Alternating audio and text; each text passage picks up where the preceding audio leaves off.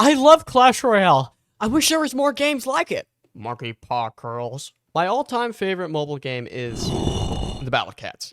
Not putting anything out until this guy dies, okay? Because I don't want to lose anything important. Besides the Battle Cats, it's Clash Royale. I enjoy playing Clash here and there in my free time, mostly while I'm shitting, to be honest. Haven't got pink eye yet! One day, while I was randomly scrolling on YouTube, I found a devlog about someone making a Clash Royale Rogue-like. Holy peak! I love roguelikes and I love Clash Royale! So I bought the game, and Aestheta is a very unique experience. And there's no penalty for losing your tower. What is that fucking... What was that emo? What was that? Holy Gooner Slop. Join me as I beat the toughest challenges, assemble decks too overpowered to be in any balanced game, and see a lot of questionable design choices. This is the story of my Aestheta 100%.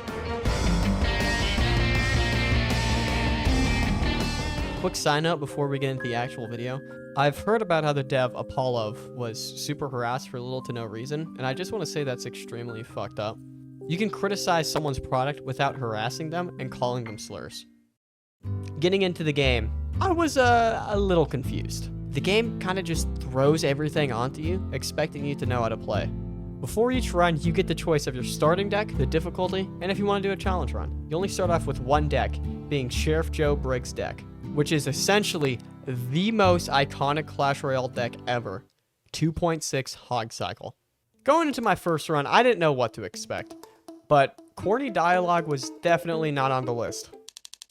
I don't care if you're a devil or a demon or whatever the hell you are. What you should be is dead. Lord Almighty Jesus Christ, give me strength to smite this hellish fiend. What the fuck? What the hell is this game? My first match was against Lucifer, who acts as this game's log bait equivalent. Fitting, giving the devil log bait, not gonna lie. I spent most of my first match learning what each of the cards were in my deck. I started the match with a decent push of Cowboy and Sharpshooter to take the first tower. I spent the rest of the match defending my towers, and with that I ended up winning. After every battle, depending on how many towers you take, you get more stars, which allows you to upgrade one card per star out of a random selection of 3 cards from your deck. Oh, infinite elixir. Oh shit, that's sudden death 3 times. Dude, that's so sick. What in tarnation? Is that the Pope? What the fuck? Second battle, I fought against Aureo. Who's the Pope? His deck is... I don't even know. I guess mid-ladder menace? Aureo has an E-Barb clone, fast high damage units, and a Night Witch clone, slow moving unit that spawns in flying units, plus other random slop. The battle had a special modifier, giving both of us 7x energy generation. Yeah, so I ended up 3-crowning him really fast. In between battles, I found out about the Star Ticket shop, which allows you to spend this game's meta currency called Star Tickets, which you gain after battles on upgrades, cosmetics, or relics. Relics are unique passive items which all provide different effects to aid you. I ended up buying a relic which allowed me to play troops, even if I don't have the energy for it, causing me to go negative and preventing me from playing more units until I get back into the positives. Using my newfound upgrades, I fought a sudden death mirror match against myself. I'm no imposter, son. You're just another me, I reckon. Well, there ain't enough room in this tower for the 2 of us. Using my same strat of Cowboy and Sharpshooter, I won. The next battle was against... That's crazy. Why? So please tell me, why does this character need an obnoxiously large chest? Well, actually, you have to have an extremely high IQ. This is Slop. Lesh's deck is filled with completely random cards, which is a fun gimmick. Anyways, I did the exact same push and won. Don't fix what ain't broke. Next on the path was the champion trader. I ended up subbing out the drunkard for an amazingly named champion, Kate. Really broke the creative bank on that one, didn't you? Continuing my winning streak, I fought against another new face, this time being Mother, and her space-themed deck. Lava Hound Miner. Screeching and clicking. Them no ordinary insects. Are they aliens? Damn, Crazy Calvin was right. Aliens are real. Kate is the first unique card we ran into. Kate is a 4 energy ranged champion with the ability to snipe things across the map. Glad this is only an Aestheta. Using Kate, I was able to do a lot of damage, allowing Sharpshooter to finish off the tower. I finally got to my first relic chest, which allows me to choose 1 free relic. I ended up picking Mimic, which allows all future relic chests to give me +1 relic of the relic I choose. The next battle is against the last main character who has their own special starting deck, being... Nope, this is a different thing. I thought it was the bug. Holy, what the hell? Of course. Ophelia uses P.E.K.K.A. bridge spam, which is basically just spamming fast units at the bridge to catch someone lacking. Oh, and it's already over. Trust me, this is one of the last times I need to pause to explain an encounter. We finally made it to the card trader, and we get to see our good friend Lesha again. Vehicle that targets buildings but doesn't attack buildings can be placed on top of it. I ended up subbing out Kate for Treads because Kate is just a worse sharpshooter, and I like shiny jangling keys in my face. The next two battles go very well. I use bartenders plus treads to flatten everything. And suddenly, we're at the final boss. Omicron. Welcome, competitor. Who are you supposed to be? I am Omicron, the vessel created by Aestheta to conduct a final test for those who reach the top. You know them rules. Turn around, walk 20 paces, then draw a card. It's high noon, partner. Actually, it's 3 p.m., but I'm certain it's noon somewhere in the universe. Okay, let's see what type of deck this guy got. It's gonna be shit. That's all I'm gonna tell you much. Clock cycle is undefeated. Alright, bartender, kill that shit. Hell yeah! Is that it? Beating Omicron awards us our first achievement, Sheriff of Nowhere, for beating Omicron with Sheriff Joe Briggs. For winning his battle against Omicron, it allows Mr. Briggs to claim a wish from the Star of Aestheta. I wish for a lifetime supply of United Empire Intergalactic Credit Dollars, also commonly known as credits. Greater than or equal to 1 trillion in value in my home time period, year XXXX. In my name, Sheriff Joe Briggs of Nowhere, Neo Montana of Earth 7. In a high security bank account located outside of United Empire jurisdiction that I have complete control over and unrestricted access to, and will not already been stolen, destroyed, or defaced in any way that will decrease or nullify its value by the time I access it.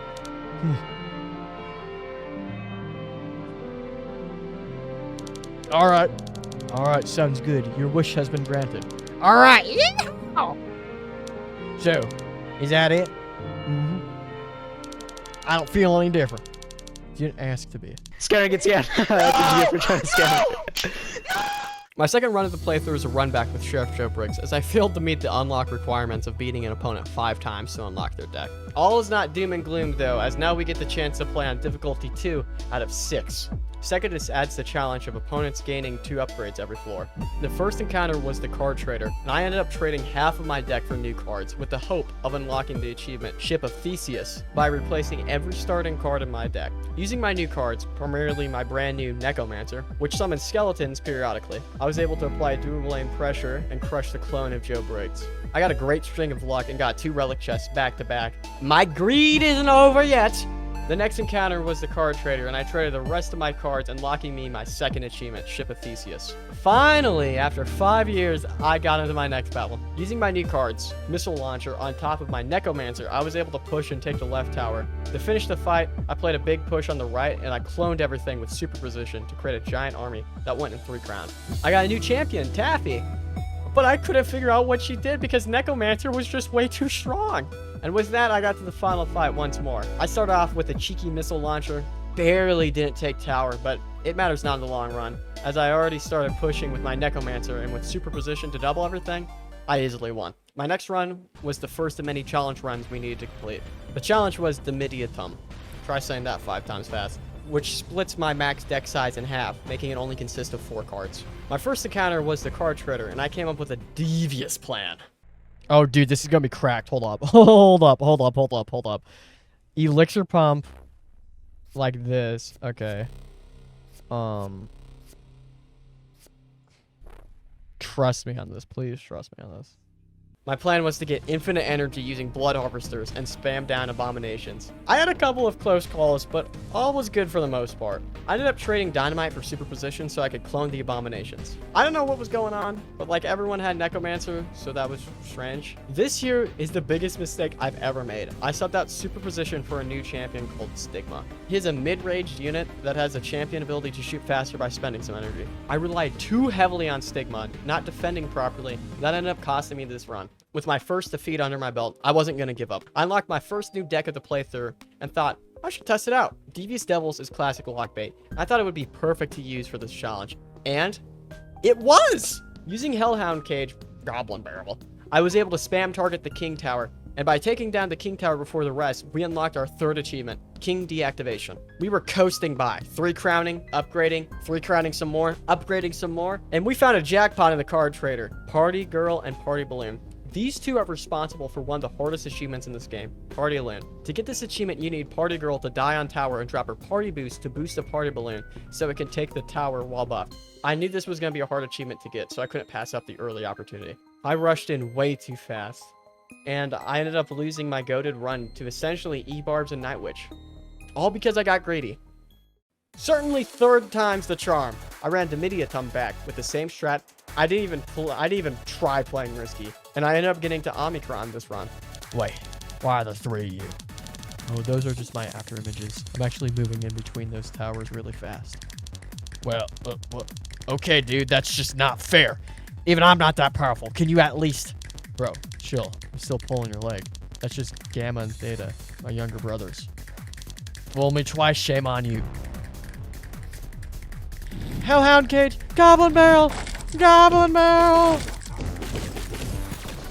And with that, I got my 4th achievement, Prime Minister of Hell, for winning as Lucifer. My wish is I want there to be a creature, something small like a snake perhaps, that has eaten from the apple of knowledge and wants others to experience the curse. I want them to speak to Adam or Eve and tempt them to eat from the apple. I want to indirectly give humanity the curse of knowledge. I want to curse the universe with infinite sin, wrath, envy, greed. I want humans to spread sin across the universe. And I want it all to start with that. The ultimate fuck you to the Father. Somehow, with that win, it counted not only for Domitiatum, but also for 2 different difficulty wins, Thursius and Quarterus. That awesome bug just saved us some time. I unlocked Queen's Royal Guard last match, and I decided to use it while doing another challenge run. This time the challenge is Mortis. Mortis makes each battle start in overtime. I did an early game trade to swap out Dwarf for Cursed Girl, just to get a more familiar deck layout. Dwarf is a weird unit not having any counterport, I think. Comparatively, Cursed Girl is just like my Royal Ghost. And after that, I got a cracked relic for this run being Butterfly, which makes all units that target buildings only target crown towers. Because this challenge sets the matches to overtime, the first tower down is a win. Our deck is very good for this because it's very spammy, so we can get big DPS on the tower easily. Our gameplay holds strong, allowing us to win our next match with little resistance. We get insane luck on this run, allowing us to bypass 90% of floors by just going to either relic chest or the traders. And with that, we're on our second to final fight. Yeah, only 4 matches in this run. It starts off strong and we're able to get juicy connections with the Rogue and Battering Ram. We almost take the left tower, but we pivot to the right tower after our defense builds up to a great counter push. And just like that, we're at our final fight against Omicron. Well, you're definitely not going to expect what the gimmick is for the final battle. I know what Aestheta is, a trickster deity. I already know you're going to cheat. Hey, it's not cheating. It's just a custom rule set, homebrew if you will. Very well. I'll be victorious regardless. Omicron plays extremely well in this match and defends our early pushes. This culminates into a nasty counter push. Focusing on defense, we were barely able to scrape by and win, granting us 2 new achievements, being Queen of the Crystal Isles for winning as Ophelia, and Speed Demon for beating the game in under 5 battles. Now, I will repeat myself for clarity. My wish is to be granted whatever is necessary to reign complete control over the Crystal Isles as its rightful queen. I see. So, you want the United Empire off your lands. If you believe that is necessary based off of the information I've given, then please include that with my request. Wow, you are a tough one to crack. For some reason, this one didn't count for a difficulty win, even though the last one did. I unlocked the final deck being Cosmic Invaders that run, which is Lava Hound Miner. We're running another challenge run, this time being Naturalist, which prevents us from changing our starting deck. The main deck I play in Clash Royale is Lava Loon, so I'm already kind of familiar with how to play this deck. Obviously, it's not the exact same, but I have a lot of experience with this. My main win condition is using the Mothership to tank for my other units, and when the Mothership dies, it splits into smaller units, so I send in a Devourer to tank for the tiny ships that it spawns in. That's how you should play Lava Hound Miner. I just spammed everything down because this game promotes fast aggro. Also, Grub eggs? Holy moly, this game predicted Grub's cool. The Grub's cruel. The Grub's cruel is real. Nothing of interest really happens for a minute. I just kind of steamrolled everything. This deck hard counter is 90% of what you'll face in this game. Because the AI isn't smart enough, they won't play hard pushes when you're low on energy, or preparing to push with Mothership, or hell, even just saving their answers to your deck. UFO is crazy strong, being a clone of Inferno Dragon. It starts off doing low damage, but it ramps up over time as it's attacking a single troop. Usually, you answer this by playing swarms or by stunning it. But the AI isn't smart enough to do that. So they'll just play their tanks into your UFO, which causes the UFO to just evaporate the tank's health. The only decks I have a hard matchup against are Lucifer and Aureo especially. Mid-ladder spam is a nightmare to fight against because I have limited ground troops, so I can't counter or deal enough DPS to trade towers. And log bait is hell because of Hell Tower, which works just like UFO, but it's a building, so it pulls in Mothership. And it has swarms, which this variant has no good swarm answers, so Hellhound Cage will connect and deal chip damage, basically no matter what. The good thing is, I'm almost never forced into fighting them because of the branching paths. Omicron time! Welcome, competitor. Incoherent screeching. Oh, wait, 1 second. There we go. Can you understand me now? I can. Wait, what? How am I? I use my power to make you fluent in Intercommon. Pretty cool, huh? Scissors, drop, wire. Onomatopoeia. Wow, yeah, this is pretty convenient. I didn't know my mouth could do that. Wait, that doesn't count as my wish, does it? Oh no, that one's on the house.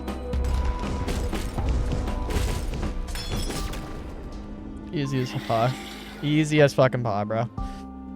Winning that match unlocks us the Elite Invader achievement for winning as Mother, and another challenge run down. I would like to wish for my kind to be accepted, to not be feared or prejudiced.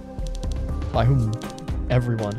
My kind, the Olympids, have been subjugated by generations and generations of hatred and fear by countless others across the galaxy. About 200 years ago, we lived in peace, things were simpler, and we were happy.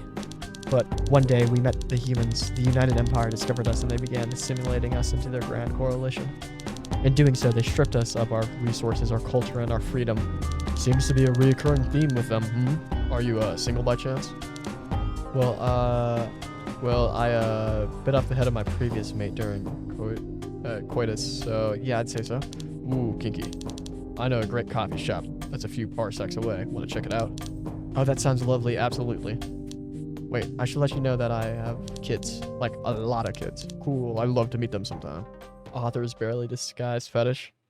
Next match, we're playing our final main deck, being Holy Crusaders, and it's alright. Of course, we're doing another challenge run this time, being Succus, giving both me and the opponent double max energy, which does like nothing for this run. Holy Crusaders is just bad comparatively to the other decks. It doesn't have any fun synergy or creative pushes. It's just kind of there, I guess. Something that I find crazy is that they turned Jesus Christ into Goblin Cage? So he's locked in a cage, and when the cage is destroyed, Jesus pops out, or what I presume to be Jesus. There's almost no shot it's not. Oh, yes, of course we had to hit that cheeky Jesus holy water push to take tower. I think that was the first time that sentence has ever been said aloud. The main win conditions of this deck is Holy Water, providing a speed boost to any friendly cards when played, Crusaders, which are fast, heavy-hitting units, and Priests, who summons in frail doves to attack. This was a surprisingly hard fight against Lucifer. The main problem with our deck is that our pushes can get shut down really fast because our deck is really frail and expensive.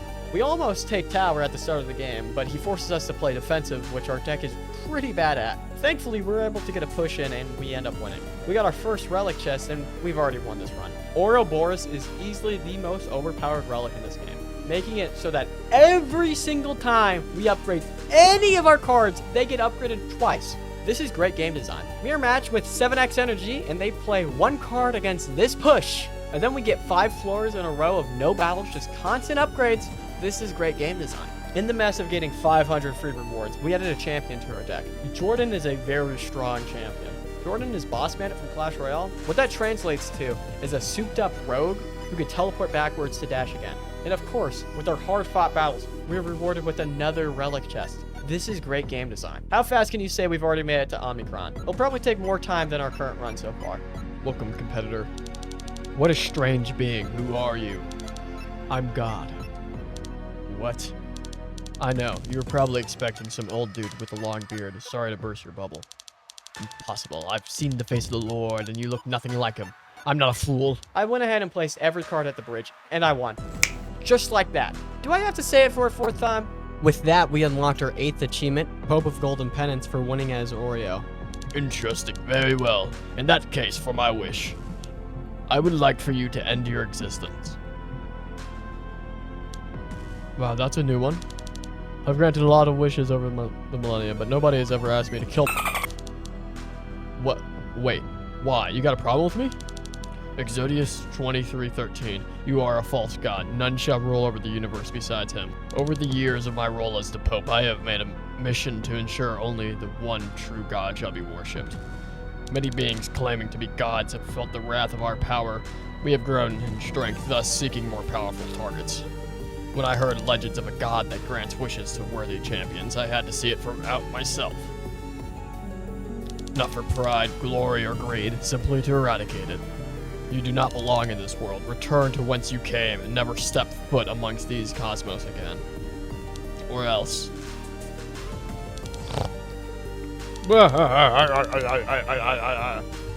What's so funny? Return to whence you came, or else. Oh, that's rich, dude. You're funny. It's a little 4chan Reddit edgy. 3 challenges remain in our quest to 100% Aestheta.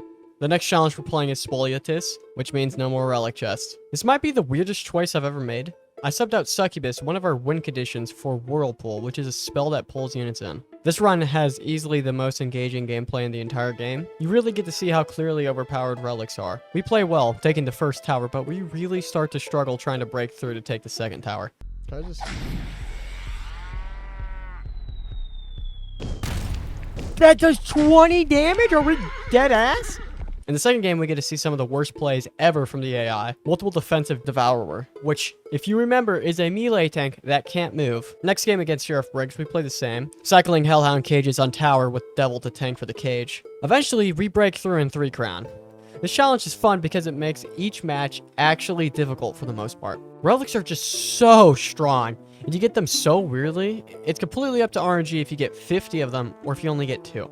You can also buy them, but that's how losers think. We sub out a couple cards for the classic Jellyfish plus Hermit Crab combo. Add a new unit, Helicopter, which is a flying unit that shoots from decent range. Rare floor encounter coming up, being Soulless Ink. All their cards are champions, which is cool, but there's no reason to do this because you don't get anything special. The next battles go the exact same way. Another match against Briggs and Soulless Ink. But now we get to do fun battle. My first duos match with me and Sheriff Briggs against Aureo and Ophelia. I try out my new Pirate Crew card, which is a reimagining of the 3 Musketeers, giving us 1 tank and 2 ranged units. Me and Briggs defend well, and are able to get a counter push started. We end up 3 crowning thanks to Sheriff Briggs' Necromancer. One last filler fight before Omicron. To start the fight, I build up a push with Pirate Crew, and once the tower locks on, I Hellhound cage to take it, and with the rest of the push, we win. Yay! Complete all challenge runs. What do you mean? Why did I get that achievement? If you're enjoying the Slop Fest so far, make sure to grub that like button and subscribe to join the Grub School family, so I can mama bird more sludge down your gullet. Even if the game just bugged out and gave me the True Warrior achievement early, I'm still going to play the other challenges. Speaking about challenges, 2 more challenge runs left. Next up is Quarter Rages, which makes all battles double battles. Going in, I choose Queen's Royal Guard as my starting deck. 7x energy first battle is kind of diabolical. Pure unit spam across the entire map. We're able to start with the battering ram, getting a juicy connection on tower. First good spell value in the entire run with an arrow volley killing a huge clump of enemies. But do you notice what's wrong? Our AI teammate has a little problem with hoarding energy and not playing units down, which is a pretty large issue I'll realize later. For now, we win. Another 7x energy battle, and holy team comp! Mother Press Ophelia is just unstoppable. I don't even know how you begin to tackle something like this. Here comes the bum, Sheriff Joe Briggs, and we get to see how much effort he puts into our team. Hello? My teammate? Are you going to play Elixir? What is this?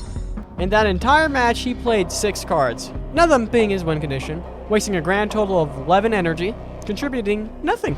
Going to the trader, we pick up the undisputed GOAT Necromancer and some skeletons on the side, and together with Sheriff Joe Briggs! Surprisingly, he actually plays good cards this time, and we're able to win with a little effort. Next to battle, nothing that remarkable happens, but in the next trader, we find Party Girl and Party Balloon. We will unlock Party Loon this run. First match with Party Loon, and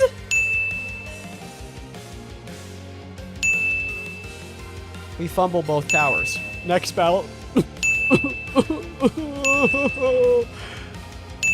Please, Omicron, I need this. My mama's kind of homeless. Oh my god, it's a 1v1. It's a fucking 1v1.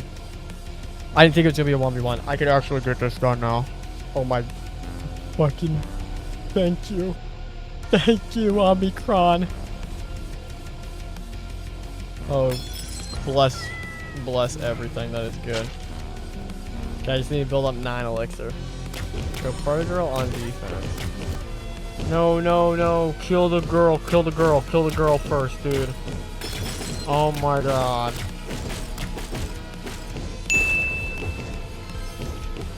Hope and pray that we can get this achievement to work. Please kill my necromancer. Please tell me it wasn't a mistake. I'm gonna self-shock my building. I'm gonna go party girl. Party balloon. I'm gonna pray that this is enough damage. Come on, fingers crossed, come on. Punch you. Oh, shit, dude. Are you serious? God, this game pisses me off.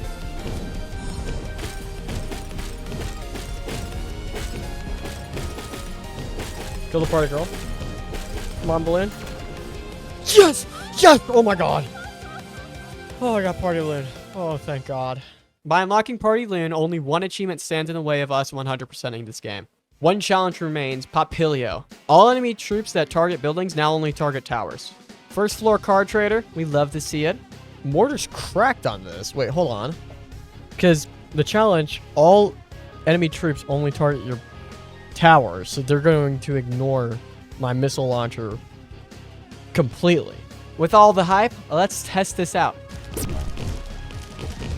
Okay, so it's completely, this challenge is meaningless. Disappointingly, that's not how this challenge actually works, but I still end up winning with a typical push. Some more upgrades later, I get 2 new very interesting cards. I do the incredibly controversial trade of getting rid of 2 of my main win conditions for Clown and Mime. But I am cooking. Trust me. Missile launcher connects and almost takes tower, but it's alright because Clown is about to go crazy! Okay, the Clown seems ass. Thankfully, Mime is actually decently good and helps out with defense. Uh-oh, that's not good. Please save us, defensive missile launcher. We're able to deal just enough damage to win with overtime chip damage. And that was a little close. There it is. Oh my god, I finally own it. I finally bought this awesome card cosmetic I was saving up for in the background. Doesn't really do anything, but looks awesome as hell. Coming off of that, a 7x energy match that is extremely easy. A 3x energy match which goes equally as well. Okay, why am I only fighting Aureo? What is going on? After the streak of Aureo, we fight a quick match against Ophelia, and it's Omicron time. We play Clown to tank for Juice Fly, Mime for the cow, Invaders plus Superposition to finish it out. That was the last challenge run we needed to beat. We would have gotten True Warrior here if we didn't get it earlier for some reason. Now, we lock in and focus on beating the game at max difficulty. Our current max difficulty is Quintus, which gives the opponent 3 upgrades every floor and 1.3x energy. We start off strong using a classic Cosmic Invaders push of Mothership plus, well actually it depends on what cards are in my hand, but that doesn't really matter. We beat battle after battle, upgrade after upgrade, we travel to the card trader, and we get something insane. Oh boy, my beloved Lava Loon, finally! It's time to show you real power. Kill them all, Party Balloon! Oh, yes! Oh, yes! Who said it couldn't get stronger?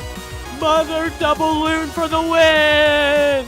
One run stands in the way of victory. The max difficulty run, Ultimus. Opponents gain 3 upgrades every floor, have 1.3x energy, and plus 4 max energy. Of course, we run Cosmic Invaders. I start off buying what is, in my opinion, the second strongest relic in the game from the ticket shop. That being Credit Card, which makes everything, relics, upgrades, and cosmetics in the ticket shop cost less to buy. First match, and we start off a little rough. We're unsuccessful in our defense against Battering Ram, allowing it to connect and deal some damage. With that, we start a counter push to hopefully take tower, but we're stopped almost completely by an Elf Archer and an Orc.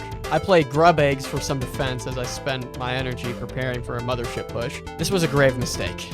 A big push comes from the enemy consisting of Orc, Dwarf, and Rogue, and takes my tower. After that really close encounter, I'm able to support my Mothership, and it seems like they've given up and stopped playing cards for for some reason. Next matches are decently easy. A couple hiccups here and there, but nothing major. But after getting some upgrades under my belt, the difficulty is almost non-existent. I'm able to mow down the remaining fights, and now this is it.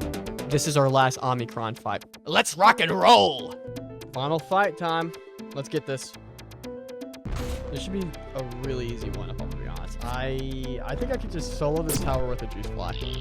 I'm pretty confident in I can solo. I don't think I have to play anything else. I'm gonna see if I could just let the juice fly. Okay, no, the tower has too high of a DPS. There we go. It almost did. It almost did. Yeah, Omicron is just so goddamn easy, holy. Wow. That's great. There we go. There we flip and go. That was that. All the battles done. All the challenges done. Wow. Hell yeah. Hell yeah. Now that I fully finished Aestheta, what are my thoughts? Aestheta is almost good, but I think its flaws are way too glaring to ignore. Flaw 1. Why change your starting deck? Each starting deck already perfectly synergizes with each card in it, so why should you change your starting deck? You don't get that many opportunities to actually make changes to your deck, so when you get to a shop, why should you swap your high-level card for a worse alternative, which doesn't fit the archetype? Flaw 2. Each run feels the same. Each battle is between one of like 7 different opponents, so you end up facing the exact same battles every single game with almost no variation. The unique modifiers like Sudden Death, 2v2, and Infinite Energy are great and break up this pattern somewhat, but it's not enough. Flaw 3. The AI. This game has some of the strangest AI bugs I've ever seen. Troops will target random things no matter where they are placed. Troops have a tendency to just get stuck on the bridge, and sometimes they just bug out super hard. And the AI opponents will just let you steamroll them. Flaw 4. Progression. A core part of roguelikes is progression, unlocking things to have more options to do more stuff. In this game, there's almost none of that, besides unlocking each starting deck. You start with every relic, every card, every opponent, and almost everything besides cosmetics, which are RNG unlocks. Flaw 5. Difficulty. This game's difficulty is all over the place. It doesn't have a smooth difficulty ramp. One minute, it's the easiest stomp ever, and the next, you can't do anything and you die. Leveling is the main factor behind this. It's way too easy to level up one unit and to have that one unit just mow everything down because it's 10 levels higher than everything else. Flaw 6. Meta currency. Another reason why difficulty is all over the place is the meta currency star tickets, which are used for not only cosmetics, but for buying upgrades in a run. So you can have it stocked up and just buy 3 relics and 3 bonus upgrades after every encounter. You shouldn't be able to spend a cosmetic currency to make a run easier as soon as you start it. Even though I've been harsh on it, I actually do kind of like Aestheta.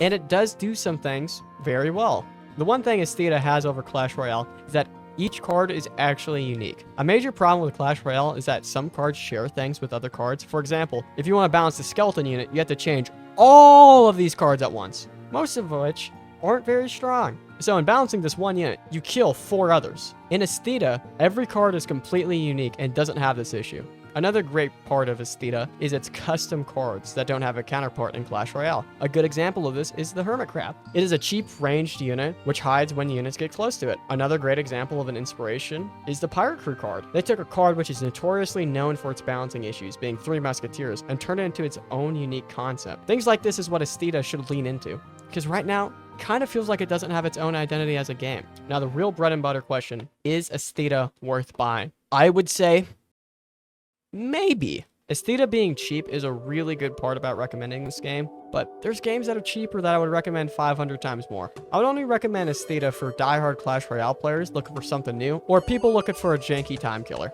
Aestheta's achievements. Aestheta has 11 achievements, and I think they're pretty alright. Nothing stands out too much besides one achievement, that being Party Loon. One of the only achievements that you actually have to go out of your way to get. I think it's fun, but it's a little janky to proc. The other achievements are typical and good. It would have been cool if there were some more achievements like Party Loon showing off some cool synergies. The 3 hardest achievements in order, in my opinion, are Ultimate Champion, True Warrior, and lastly, Party Loon. All the other achievements are guaranteed to get just by playing, but it's a little hard to get Party Balloon and Party Girl in your deck at the same time and play them both in a match. This game is pretty easy to 100%. Even the hardest achievement barely took any time to get. Is Aestheta worth 100%ing? I would say, yeah. This game isn't that long and most achievements are obtained naturally just by playing it. So if you're already committed to playing it, might as well get all the achievements. Well, I hope you enjoyed me 100%ing Aestheta. I had fun making this video, and I'm happy with how my first 100% review of a game went. If you did enjoy this video and you want to see me again, let me know by liking and subscribing. It's a simple action and it means the world to me. Aestheta has been added to my 100% tier list. I think it's fair to put in D tier above the Looker and below Sizable. If you think my opinions are lack, let me know in the comments. Maybe you think beating the game as Aureo is the hardest achievement because you hate looking at his face. Anyways, I'll see y'all next week. Take care and Carpe Diem.